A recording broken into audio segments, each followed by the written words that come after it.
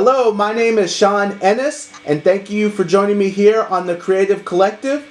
And today I'm honored to be joined by a very special guest. He's a multimedia content creator from Huntsville, Texas, Ty Smith. Hello.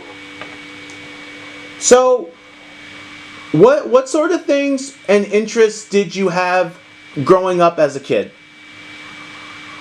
So, growing up as a kid in Huntsville, if you're not aware about it, it is known as the prison city capital of the world.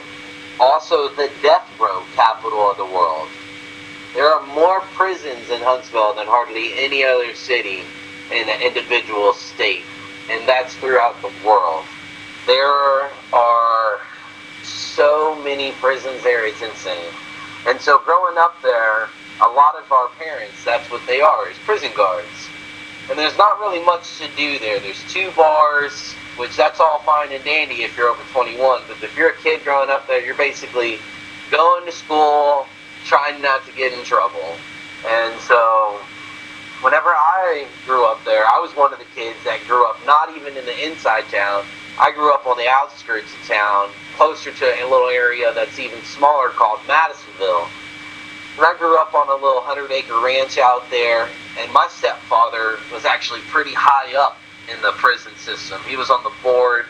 He was the director of agriculture for the Texas Department of Criminal Justice for 27 years.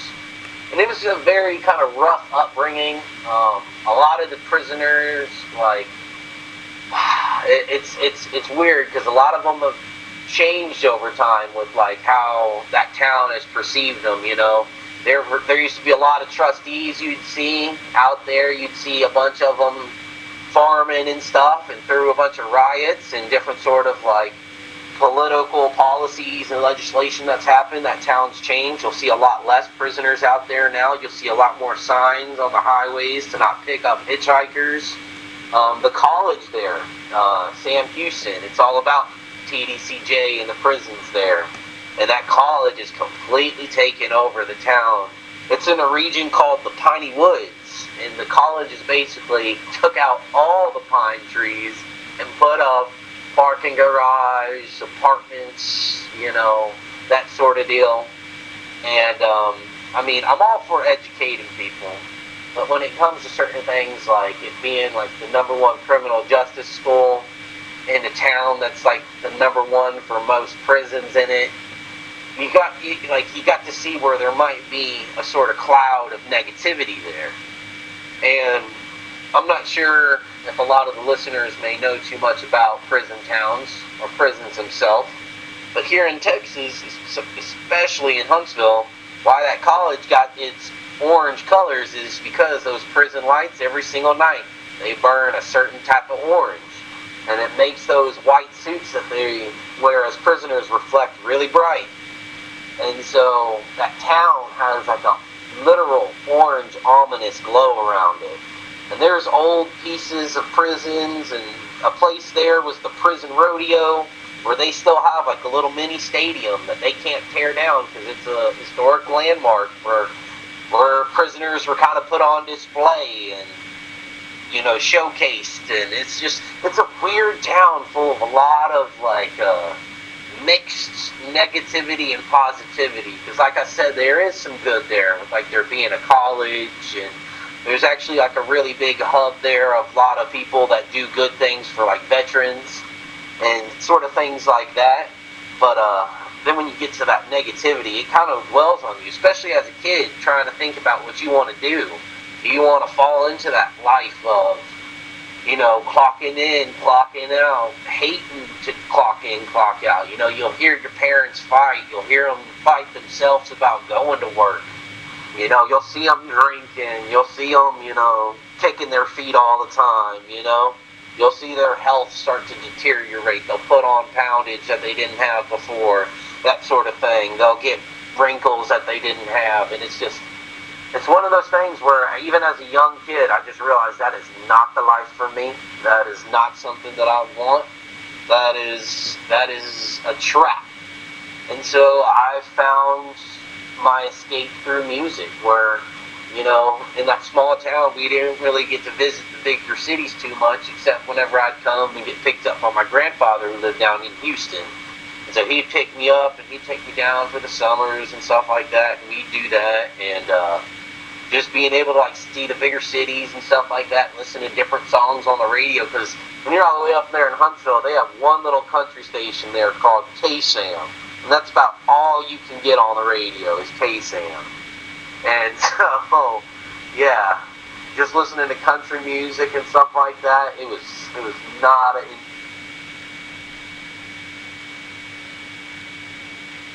enjoyable childhood for myself. And so I just branched out. I actually ended up, there's a little place called Hastings. I don't know if a lot of people remember Hastings. You remember Hastings, Sean? No, I'm not familiar. Oh, well, they might not have them where you are. So there's a little store that just shut down about a year or so ago. They were a big old franchise, and they were like if you had a Spencer's or a Hot Topic mixed with like a Best Buy, mixed with like a Blockbuster. You could go in there and you could get all kinds of crazy novelty gag gifts and, you know, comics and CDs, vinyls. They even had cassettes, things like that, to books and magazines. You could rent DVDs, VHSs. Like it was crazy. They had skateboards, CD players, guitars. Like they had any and every kind of cool little thing you could want in there, right? And they had all kinds of sections. They had a Christian section. They had a porn section. They had a Buddhist section. They had cooking. They had, you know, depressed women with cats. Any and every sort of section of anything you could think of, they had it, right? And for some reason, they just shut down and sold. But that was my very first job I got as a kid, where I was like 16. And that really helped me whenever I found out about that store, even before I started working there, when I would do little odd jobs like mowing grasses. And there's a thing that in the small country, little towns like that, that you can do as a boy. It's really, really tough work. And it's called hauling hay. I don't know if a lot of people that listen will know about such things like hauling hay. But hauling hay is whenever they would have 1,000-acre fields of this really, really fine prestige grass. They'd cut it all down in the dry seasons, let it dry up for a couple days, and then they'd come through and they'd bale it up. And they'd bale it in everything from 50 to 100, 150 to 200 pound bales. And you go out there with your gloves and you pick those bales up off the ground, throw them on your knees, and pitch them up and throw them on a flatbed trailer that's about 25 foot long. And you stack them as high as you can and as tight in the little boxes as you can, and play Tetris with them all day long from sun up till sundown. And you try to catch it in between the dew, and you could only let it sit so long, because after the dew sits and hits that grass, ants will start sitting there. So every now and again you'll catch one of the bales that have been sitting too long full of ants. And I did this honestly from about, no shit, probably 8 years old for family and friends, all the way to around 16.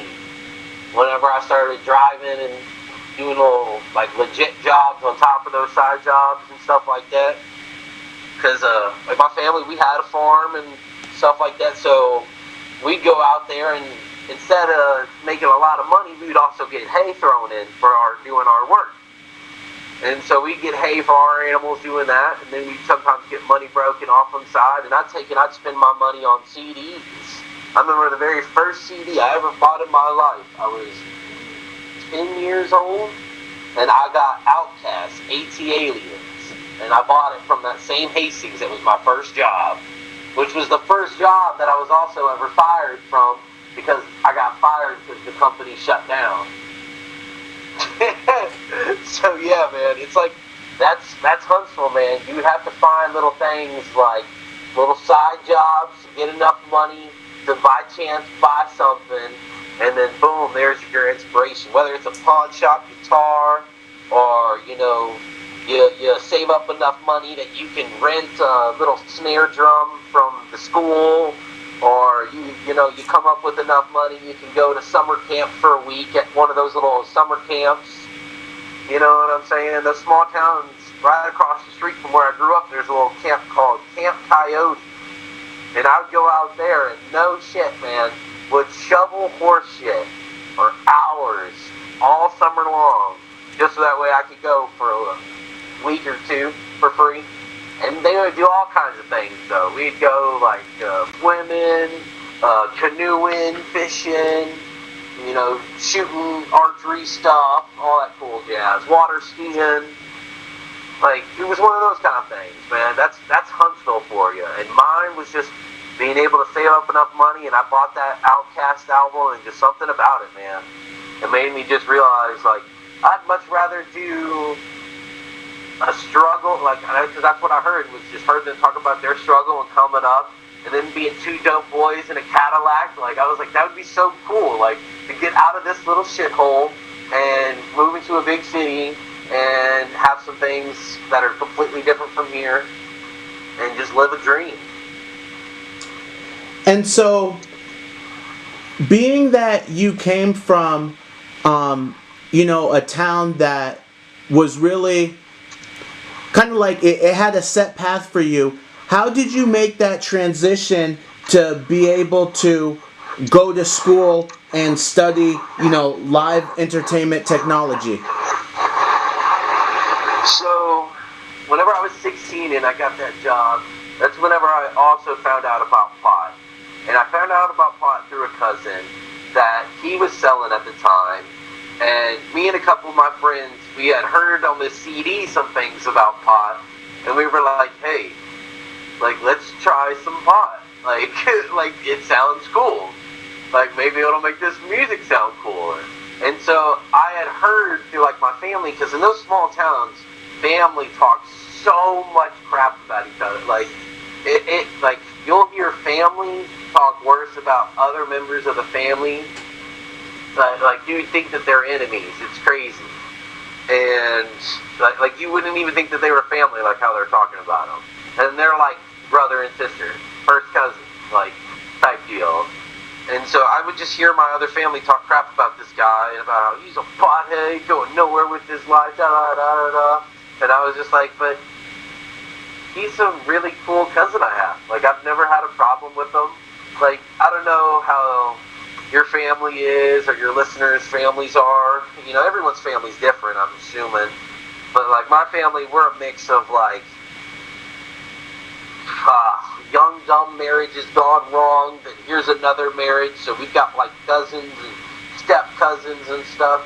And he was one of my step-cousins. And we would always get these big old family gatherings of, like, 100 of us. And at least 15, 20 of us would end up fighting at some part, like, physically fighting. And he was always one of the cousins that would, like, stick up for him. And it was cool. And so I would, like, kind of stick up for him, too, in this conversation. I'm like, you know, hey, he's family. Why can't we all just, like, love each other and, like, not talk about bad things about him behind his back? And I always remembered that. And I was like, all right. I remember he's got pot. And I hit him up. And he was like, hey, well, if you get all this little bit of money from your friends, and you have your little bit of money, you come at me, I'll give you this much. Boom. And then, like, he kind of hooked me up with the game with middlemaning and dealing and all that kind of deal. And it just kind of evolved from there. And I just saved up enough money. And, like, in a small town like that, it's not that popular. Like, you'll have, like, I knew every other one of the dealers in town, no matter what it was they were dealing. You know, they were dealing coke, I knew them. They were dealing, like, acid or shrooms, I knew them.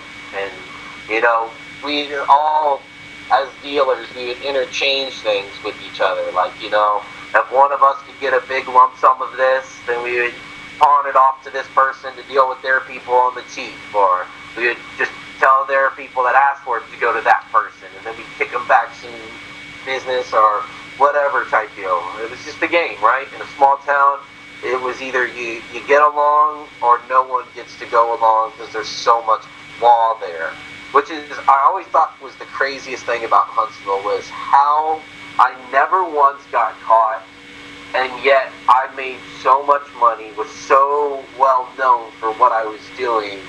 And in this small town where it's like the #1 criminal justice school, the most prisoners, like how many people were studying to catch people doing what I did, And how many people have been caught doing what I did on that same town while I'm getting away with it? You know, these were thoughts that I were having as a kid. And, like, not to sound like I'm, like, some kind of kingpin or anything like that, but, like, I was making some pretty well, like I would pawn off things to other people to pawn to their people. And if they got caught up, that's all on them type deal. I was kind of higher up in the system, more of a facilitator that got my big cut. And didn't have to take that much risk. It was a nice thing from where I was at, and I tried not to take advantage of it or the people, and I feel like I got out good, never got arrested, feel like I don't have any bad beef with anybody. And it was just one of those things though, where it was like, if I didn't have that in my life to save up to buy equipment, to pay for studio time, to be able to save up, to be able to pay for some college, to buy myself a car, that sort of deal, like, I would be stuck in that cycle, that pathway you were talking about that's been led for me. Like, I know so many people that are on my Facebook, my Instagram, my Twitter, they're in my high school yearbook, and they are stuck in that town. There is no way that they can afford to live anywhere else than their parents' house. There is, like, no jobs that they can get, because all the college kids that come in every 6 months, they get new freshmen, they send out old seniors. You know what I'm saying? That's how colleges work. Every 6 months, new and old, shipping them in and out. And for a business owner there, you've got a business, you don't want to hire any of the local kids, because then you'll have to deal with their parents or them on the conflict, and they're your neighbors. Why wouldn't you deal with someone that is going to be gone in less than 6 months after you're done dealing with them? Or even if you have to deal with them, because you can just fire them like that, because you got a stack of another 5,000 college kids trying to do the same job, and all saying they'll do it for cheaper, for more hours. You know what I'm saying? It's a dark circle, and I'm actually working on doing a little docu-series about Huntsville, because it's like, I don't think it's necessarily just secluded to Huntsville for some of these problems, but I think some of these problems need to be touched on and looked at as our society, because we are supposed to be a team. We are team human on this world, which we should be team world, but right now we are team human. And team human needs to be a unified team, because we are only as strong as our weakest link. And right now, America tries to play this elitism stuff where we try to control the world and all their politics, and if it's not ours, we're trying to go to war with them, basically. And that's not right. You know, we need to all be just thinking about, you know, hey, instead of spending all this money on military stuff as countries, why don't we spend that on food and education and healthcare and, like, take care of people? I don't know, man. Like, I feel like a lot of it gets rooted at these smaller town issues. You know, if you can fix certain things like your smaller city council, to not necessarily kill these 15 acres of woods just to put up another car parked garage. Maybe certain things like that will help, and they'll lead towards like a snowball in the positive instead of the negative, like how it's been. And that's kind of like, I don't know, man, like, there's so much negative there, so you just try to grasp onto any sort of positive. Like, and a lot of people in Huntsville, they'll find it in the worst things, man. They'll find it in alcohol, they'll find it in booze, and drugs, and, I mean, I've done my fair share of drugs, but I'm at the point right now where it's like pot's about the only thing for me, and like to even call it a drug is just a bigotry-filled statement. Like, I don't know, man. I have a different sort of concept than a lot of the people from Huntsville on how life is and how it should be. There's a lot of backwards politics, a lot of racism, a lot of systematic racism as well. It's a very, very, very dark place if you look at it. There are some good things, but a lot of negative. Now, can you say the name of your school and what attracted you to the live entertainment technology field, and some of the things that you're learning that are helping you with your various projects, like your podcast, your stand-up, your film work. Yeah, so right now I go to school at Lone Star College, the Montgomery campus. I'm getting a degree in live entertainment technology through the video track program. It is an AAS degree, and I first saw an advertisement of it on YouTube. I was DJing in some strip clubs at the time, and I was in a similar but different situation where I was just kind of like in an ominous surrounding, not really feeling as fulfilled. And that's another thing I'm kind of working on as a film project. I'm working on a little docu thing called A Turn Around the Pole, where it's going to include me and some of my other friends that have DJ'd in strip clubs, some of my stripper homegirls that have just stripped and danced to some that stripped and then prostituted themselves, some webcam girls, some girls that do the webcam and also prostitute themselves, some girls that do just lewd cosplay stuff. I'm trying to get like the mix of all of it, because there is a mix of all of it involved. And it's kind of been glorified as this Kim Kardashian, you know. She can make a little home porno and become one of the richest women ever type deal, to there are way less, way more harmful situations that are real life take place scenarios of that exact same situation that happen every single day that need to be discussed and talked about. Because when you go to weigh those pros and cons, and I'm not as a man trying to tell a woman what to do with her body, but when you go to look at what you're going to do if you are in the sex work, you need to look at more things than just a Cardi B, than just a Kim Kardashian, than just a Paris Hilton. There's so few that you can actually name that have done it and that are success than what you can do if you were to actually know the names of the real ladies that are doing it and have done it that are not successful at all. And so it's just different things like that. And I'm learning how to, in school, do things like write a script, storyboard things, come up with like the costs of these projects, put a real, actual thought process in how to implement those thoughts into actions. Like we learn things like project management, where what's the cost of this, you know, from travel to equipment to am I going to have to pay these people for their times, you know, and then the real world fact to things like on docuseries and little things like that where people say no, people back out, and you know, whether it's because they're scared of what punishment they might receive from their own personal lives, to public outcry that might happen, to dock them or whatever. Like there is a lot of different things that are at play when it comes to like trying to do something that's like talking about somebody's life or talking about the lives of a group of people. And it's one of those things that is a touchy thing, and especially me as a male trying to do something that is a mainly female orientated thing. And you know, I'm definitely not like a supporter in the sense of criminal activity like human trafficking, but I definitely am a supporter of a safe situation where if a woman so chooses, she can sell her body however she wishes. You know what I mean? When it comes to like a sexual thing, or you know what I mean? Like whatever she wants to do, if it's a safe, consensual, of age, legal thing, let it happen. You know what I'm saying? I would rather there be like a place that they can go and everyone be tested and they can kind of check out the dude before or whatever, run a background check. I feel like that's a lot more safer.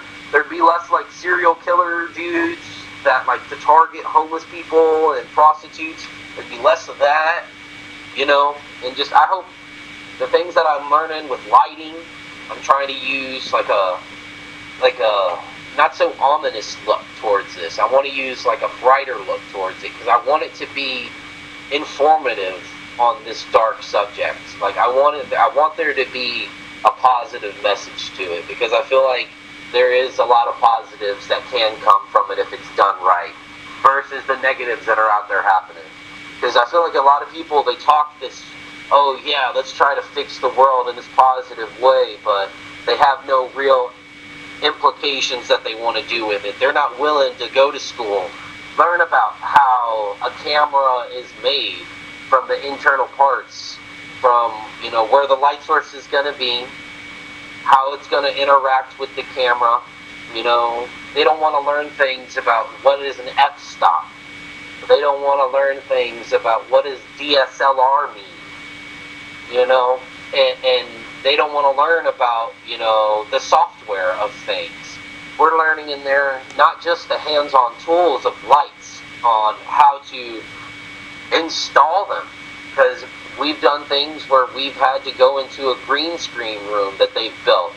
Metallica, they donated, I believe, $2 million to Lone Star for them to build the building and to start this program in like a way more professional sense, where they built this building that's got a 25-foot tall, and I think it's 30-foot long cube, basically, and it's all green screened out, and we've got rows of lights on the rails for us to install lights on the ceiling, for us to put lights and angle them however we want, with gel filters there to get it this sort of tone.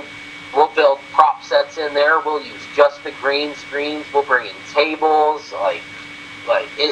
We learn how to do all of it, from drawing up all that on paper out of just thoughts that we're having from conversations we're having, just brainstorming sessions, to physically going out there, putting drills and screws into wood and building those sets, taping them, getting the actors to go on there calling set action. You know, we're learning all that to, whenever all that's done, ripping out the SD card, loading it into a Mac, pulling up Adobe Premiere, and cutting us a little take and seeing what we can put together. We're learning all of it, and it's refreshing that it's more than just stuff like for TV, but that we're learning stuff like also for weddings. We'll go out there and we'll have two actors stand next to a tree with another actor standing in between of them, behind them, holding the Bible, and they're just saying whatever, and we'll have 3 cameras out there, 1 in front, 2 on each side, and we'll run through pans of where the crowd would be. We're cutting edits, we're trying to get the lights right. We're doing it where they'll have receptions, where there'll be all kinds of crazy lights, and we're trying to get, you know, the best shot we can with these crazy disco ball lights and stuff like that. And then they'll also have this huge fake stage area where you could have a full band go on there and play a set if you'd like, for 150 people, basically. There's enough room in this big of an area. And they have full-on professional lights there, full-on professional sound setup. And one of your projects at the very end of the degree program is, if you're in the video track, you'll run a light show, and you'll have to do the video for it as well, for whatever song you choose, whether that's a dubstep song, a rap song, a country song, a rock song. It's your choice. And I happen to know a few people, like, where you can either do it like that, or you can actually have a band or a performer come in and then do it as well. And I have a few people in mind that I'm going to get to come in and do mine. I just so happen to know a few up-and-coming local musicians that I've done a few film work things with them. Where so I have a friend, Blake Break is his musician name. You can find him on SoundCloud, Spotify, YouTube. He's an up-and-coming Houston artist. Great. He'll be at the H-Town Awards. He's a nominee for Best Houston New R&B Singer. He opened at Scout Bar for Aaron Carter not too long ago, and I filmed the whole show. I'm cutting a live music video reel for one of his tracks, Motive, with that footage, as well as some footage I'm getting from the H-Town Awards. And so look forward for that to drop on YouTube. That'll be on his channel and mine as well. And then I also have some friends. I'm the drummer Devin for Hold On Hollywood, a very up-and-coming Houston rock pop punk band. They've opened for bands like Bon Jovi. That's actually how they got their breakout, was they won a contest and they got to open for Bon Jovi. And so I believe the next big thing they're doing is a huge Houston arts and music tattoo festival at White Oak Music Hall at 5 p.m., if I'm not mistaken. And they're doing everything there from barbershop stuff to tattoos, food trucks, local musicians. Blue October is one of the headliners as well. And Devin, I've talked with him. I believe I'm trying to film either that show or another show that they're going to do a little bit after. They're going to open for Buck Cherry. I'm trying to think at the venue. It's over in Katy. And if not the White Oak show, I'm definitely going to be filming the Buck Cherry opening show that Hold On Hollywood's going to be doing. And so I'm just doing things like that. I've also got a stand-up gig tonight. I've got the information for that at my Facebook page. I'm going to be posting that, as well as my Instagram and Twitter. You can hit me up there, and I'll give you direct details on that as well. It starts at 9 tonight. I believe I'm going on at 9:30. I'm going to try to do a little 10-minute set if I can get up to it. 5-minute for sure. And I'm also trying to finish up one music project that I've been working on for the last few years. It's all me. I've produced everything myself, every single beat. Every single lyric is my lyric. Gonna completely mix and master it myself. And it's called Deep Rest. All one word. It's under my alias that you can find on SoundCloud, Tydro. That's Tydro. And so yeah, that's about all I've got going on so far, man. I've got a lot of stuff I'm working on, but yeah, that's about it. Oh, the podcast, yeah. Conversations with Cottonmouth. I've got it on Anchor. Trying to get some video stuff together so I can upload it on YouTube. It's hard to get that live stream. You got to get 1,000 subscribers, and I really don't trust those bot pay for your subscriber scheme things. You know, pay $15 for 1,000 subscribers. No, I don't know. And plus, I feel like the YouTube algorithms, they'll be able to find that sort of stuff, and you know, they'll end up trying to back it on me, you know, hey, now your account's banned for trying to cheat the system or something.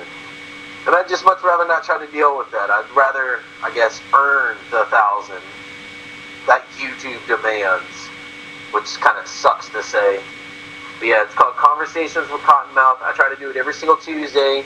I always try to have on a guest. If I can't, sorry, you'll just get me. But, yeah, I try to keep it interesting. It's just an open forum discussion. I'll talk about any sort of thing I see on the news that day, any sort of thing that's going on with me or my friends. I try to do them every single Tuesday. It's usually in the evening times. Usually sometime in the evening. I try to give people opportunity to get home from school, get off work, kind of relax, that sort of thing. Maybe hit the gym while they're doing it. Who knows? Now, can you share your social media links? Yes. If you just go to Facebook, if you go to Twitter, you search Ty Smith. If you go to Instagram, it's Hydro_Ty the Tyrant, and you'll be able to find me. And if not there, it's just, you can find me on my Gmail, like through YouTube. It's going to be all lowercase all together. That's Tydro Smith 94 at gmail.com. And yeah, man, hit me up if you got anything going on anywhere. Hit me up. I'm always down to travel, check out new places, check out new venues, new spots. I'm thinking I'm actually going to go to Austin hopefully in the next 3 weeks or so and check out a place or two up there and do a couple open mics. Maybe a place in Florida a month or so after that. Trying to link up with a homie to see what he knows about over there. That's my homie Lee Carter, cook, check him up. Lee Carter Cook on Facebook. He is a solo musician as well out there in Florida.